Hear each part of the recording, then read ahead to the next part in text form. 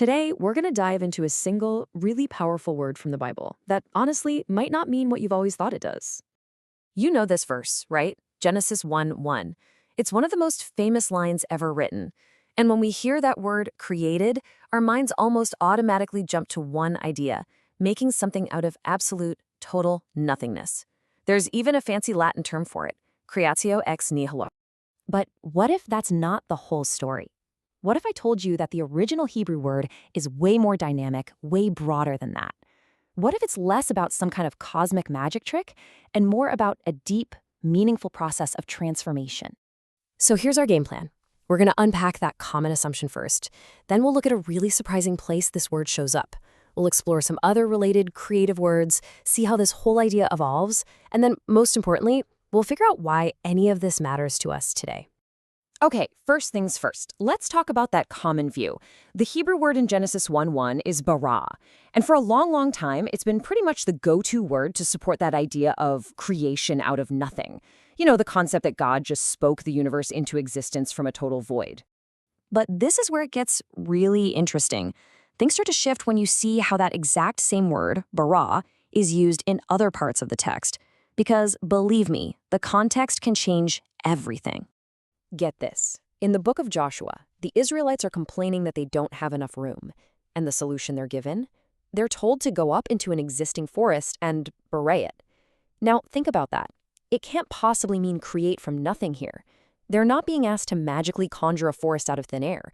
They're being told to cut it down, to clear it out, to transform that wild space into land they can actually use. And that right there is the light bulb moment. The act of baraz isn't just about making something from scratch.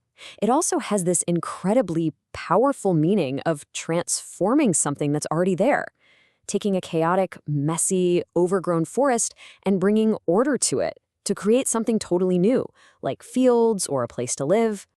And it turns out this isn't some weird one-off exception.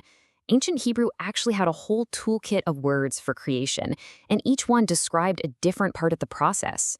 When you look at them all together, a much, much richer picture starts to form. So you've got these three key verbs, Bara, Yatsar, and Asah. Here's a simple way to think about it. Bara is like the architect's initial blueprint, the big idea, the spark. Yatsar is like the potter getting their hands dirty, actually shaping and molding the clay. And Asah, that's the final act, finishing the job, presenting the completed work. And you don't even have to take my word for it. There's this incredible verse in Isaiah that literally uses all three words, one after the other. It's not just repeating itself for emphasis, it's laying out the entire creative journey, from the initial blueprint, the bara, to the detailed hands-on shaping, the yatsar, and finally to the finished product, the asah. It's all right there. Now, this complex, beautiful idea of creation as a process of transformation doesn't just get left behind in the Old Testament. Not at all. It flows directly into the language and the core ideas of the New Testament. So when the New Testament authors, writing in Greek, needed a word for creation, they often used krizo, or its noun form krisis. But here's a crucial part. They didn't just use it to talk about how the world began. They also used it to describe the radical, life-altering transformation of a person. So when you hear that famous line, that someone in Christ is a new creation, the author is plugging right into this deep, rich well of meaning. It's not about being erased so you can start over with a blank slate. No, it's about being fundamentally reordered, remade, and transformed, taking the existing material of your life and having something entirely new and beautiful made out of it. All right, so we've waded through a bunch of ancient words and linguistic details. But what's the big deal? Why does any of this actually matter for us, right here, right now?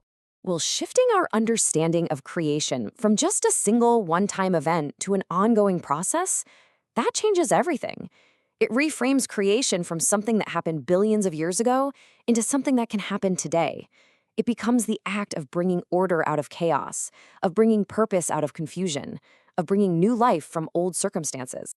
And that leaves us with a final thought to really chew on. If to create really means to transform, then maybe creation isn't just something that happened to the universe once upon a time.